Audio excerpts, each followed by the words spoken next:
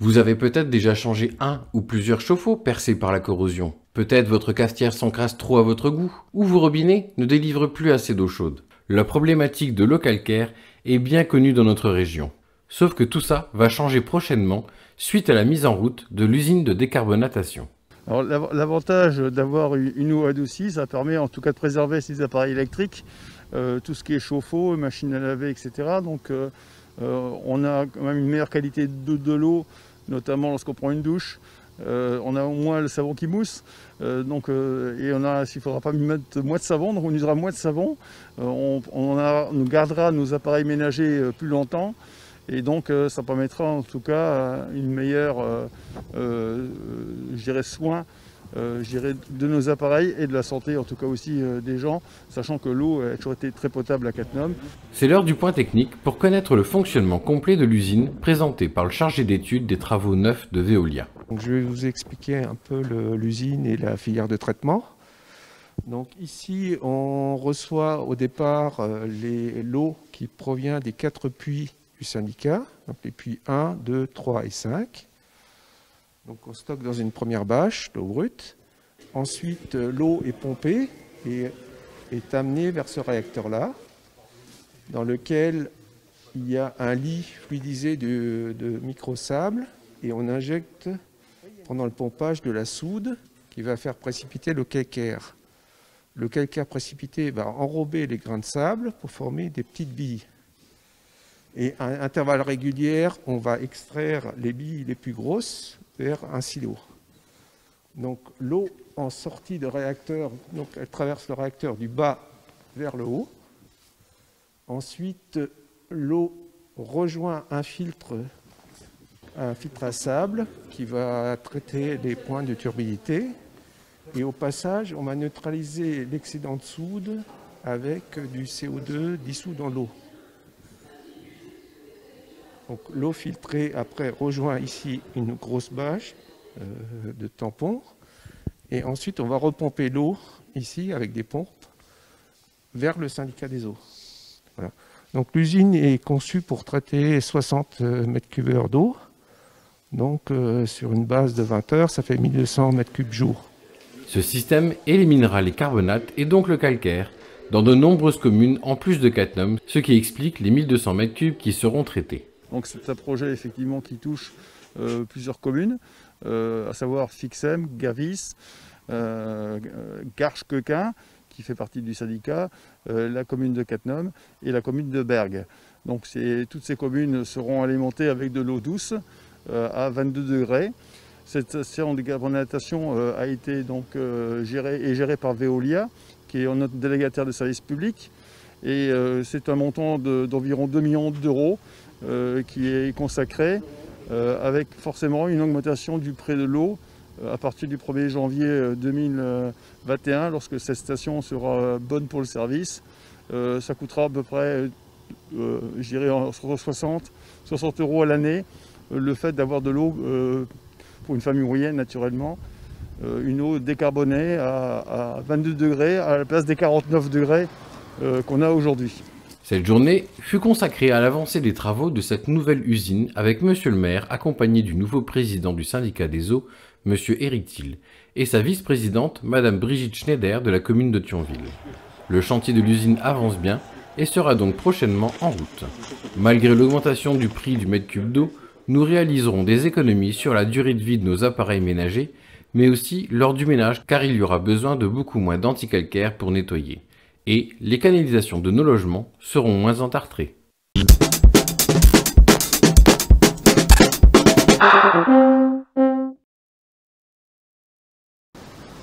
Ça fait maintenant quelques jours que les travaux de la rue Pasteur sont en cours. Nous revenons donc en images pour vous donner les dernières informations. Cette rue était totalement fermée du lundi 19 octobre au vendredi 23 octobre, pour permettre aux aménagements d'être effectués, tels que les places de parking devant le cimetière ou celles délimitées devant les habitations par des pavés. L'aménagement autour des conteneurs de recyclage, ainsi que le goudronnage de la route, sont également finis. Désormais, vous pouvez emprunter la route de la rue Pasteur, sans que la tête de votre figurine spéciale voiture ne bouge d'un pouce.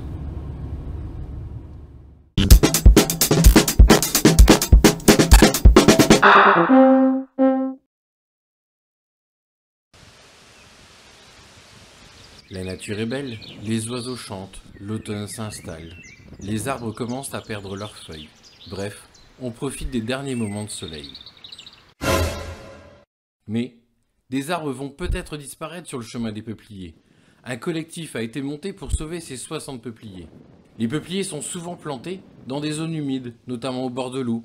Si leur croissance est souvent assez rapide, la plupart des espèces de peupliers ne possèdent pas une durée de vie très longue, 30 ans en moyenne, à l'exception de certaines espèces, comme le peuplier noir, qui lui peut être plusieurs fois centenaire.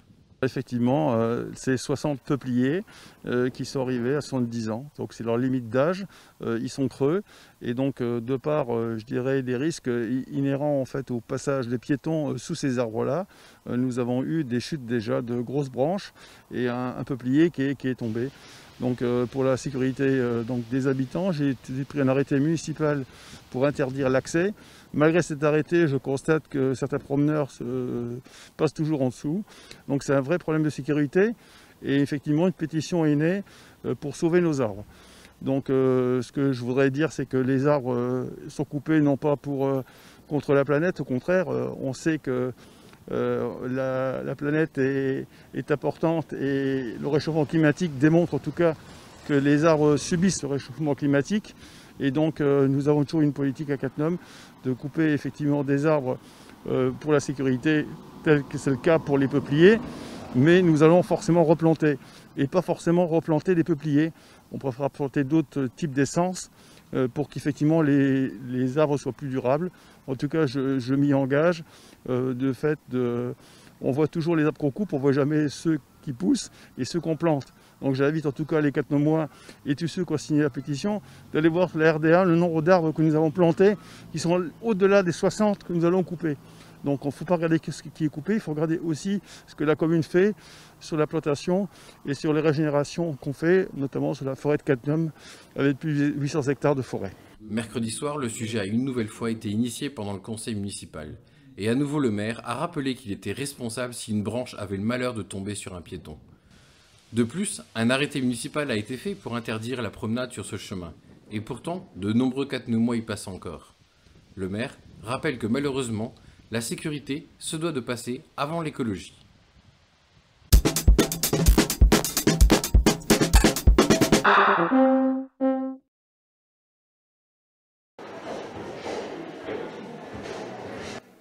Le Miroir, film amateur diffusé dans l'auditorium de l'espace culturel Victor Hugo, est un événement privé que nous avons accueilli avec joie et émerveillement pour faire vivre la culture. Ma fille, Maya, qui dans ses délires avec sa copine Zélie, à un moment ont voulu inventer un film avec un mélange de contes. Et puis l'année dernière, elles se sont mises à construire un peu ce scénario. Et donc moi personnellement, j'ai juste participé en les aidant un petit peu, en structurant, mais c'est vraiment toutes leurs idées, toute leur imagination et puis leur spontanéité. Mais un tel projet demande du temps et beaucoup d'organisation, car rassembler autant d'acteurs devant la caméra n'est pas si simple. Ah bah côté organisation, ouais, là par contre là j'avais eu peut-être un rôle un peu parce que c'est des gamines, hein, elles ont 13 ans, enfin elles avaient 13 ans et donc du coup moi j'étais un petit peu manager, c'est-à-dire quand tous les jours de tournage qu'il fallait programmer, les lieux. Alors à chaque fois elles participaient à toutes forcément les décisions, mais à un moment il fallait convoquer, changer les horaires parce qu'un tel ça allait pas. Enfin ça c'était voilà le côté manager. Et puis même au niveau du matériel, pas oublier. C'est déjà arrivé aussi une paire de fois. Hein. Quand on se retrouve au tournage, on n'a pas la caméra. Bon c'était de ma faute du coup. Mais bon voilà c'était moi qui gérais ça. Ouais. Ouais. Là, il faut quelqu'un. Nous avons interrogé les acteurs pour connaître leurs ressentis, leurs difficultés, mais aussi leurs impressions lors du tournage. Ah, c'était vraiment une ambiance magique, c'était extraordinaire. C'est la première fois qu'on tournait un film et c'était hyper agréable d'être en famille, d'être avec plein d'amis comme ça. Enfin, c'est vraiment ce que j'ai adoré, c'est vraiment l'ambiance de groupe, toute la solidarité qu'il y avait, toute l'animation, toute la joie qu'il y avait autour de ça. Surtout le rire, enfin, on a beaucoup rigolé et donc ça j'ai vraiment beaucoup aimé. Après c'est vrai que c'était drôle aussi de jouer et un peu de découvrir les gens avec qui j'ai joué. quand même, il y avait quelques scènes avec pas mal de textes et je l'avais appris par cœur. Mais des fois, il y a des couacs quand on réfléchit trop, faut vraiment y aller librement, quoi. Des difficultés, pour une scène du striptease, justement, toute la journée j'ai stressé parce que c'était assez gênant de le faire et après de me lâcher au dernier moment, de le faire, ça s'est fait et j'ai eu beaucoup de mal, mais j'espère que ça a bien rendu, quoi. C'était plutôt coordonné en fait, qu'on réussit, après sérieux quoi, qu'on réussit à regrouper tous les acteurs, parce qu'on était quand même 17, d'horizons différents, donc ça c'était ça le plus compliqué je dirais. Moi j'ai pas du tout participé au script, alors de 3 idées comme ça, et encore moins au niveau technique. Donc après c'était plutôt le conseil sur le vif en fait, se dire ah tiens on pourrait faire comme ça, voilà. Et non après j'ai suivi un peu le groupe, et puis voilà, donc c'était super agréable. D'ailleurs, moi et Casse-Noisette, on a une idée, on voudrait peut-être essayer le théâtre du coup, ça a l'air d'être quand même assez drôle et sympa à faire.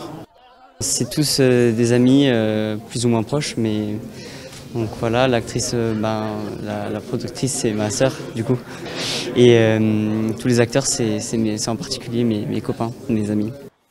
J'ai toujours, du coup je fais du théâtre depuis longtemps et j'aime bien me déguiser et tout ça avec Zélie du coup, et à un moment, je m'imaginais des scènes à faire et je trouvais que c'était possible à faire. Du coup, je me suis dit que on pouvait essayer. Et du coup, après, parce que l'année dernière, on avait fait aussi un film, mais il y avait sans script. Du coup, là, on a fait un script et voilà. Je pense le montage parce que j'ai dû monter, changer les couleurs parfois, le son. Et à chaque fois que je faisais une scène, je le montrais à mes parents pour qu'ils disent que les erreurs et tout ça, et après je refaisais voilà, c'était le plus long.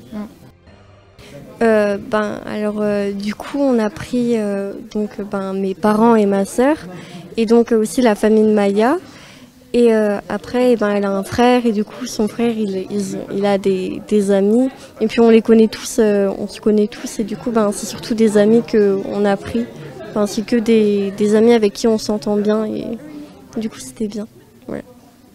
Alors vraiment plein de très bons souvenirs. Je pense que la plupart des gens vont vous dire que c'était une de nos dernières scènes près d'un étang.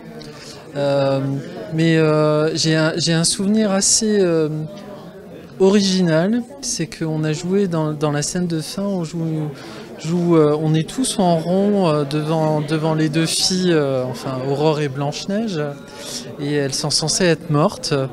Et à ce moment-là, dans le village où on était, il y a le glas qui a sonné. Vraiment au même moment. Ça, c'était assez curieux, une coïncidence assez importante. 2 projections complètes qui ont insufflé l'envie de faire poursuivre toute cette équipe vers de nouveaux projets, comme celui du miroir. Maya en parle déjà depuis la première projection. Qu'est-ce qu'on va faire après? Alors elle demandait est-ce qu'on se fait un miroir 2, et elle cherchait déjà des idées, et puis finalement elle est partie en discutant et puis en parlant d'idées avec nous. Elle est partie sur une toute autre histoire, un petit peu plus à la Indiana Jones, avec aussi un mélange d'Indiana Jones et puis de personnes qui reviennent du passé, un peu Hibernatus, une personne congelée qui revient. Et puis le scénario est en train de se monter avec Zélie, là. Elles sont en train d'imaginer plein de choses. Là. Ça a fait comme l'année dernière, quand elles ont commencé à imaginer, ça fusait tcha, et plein d'idées, et puis après elles ont cadré tout ça, et ça a fait le petit script, quoi.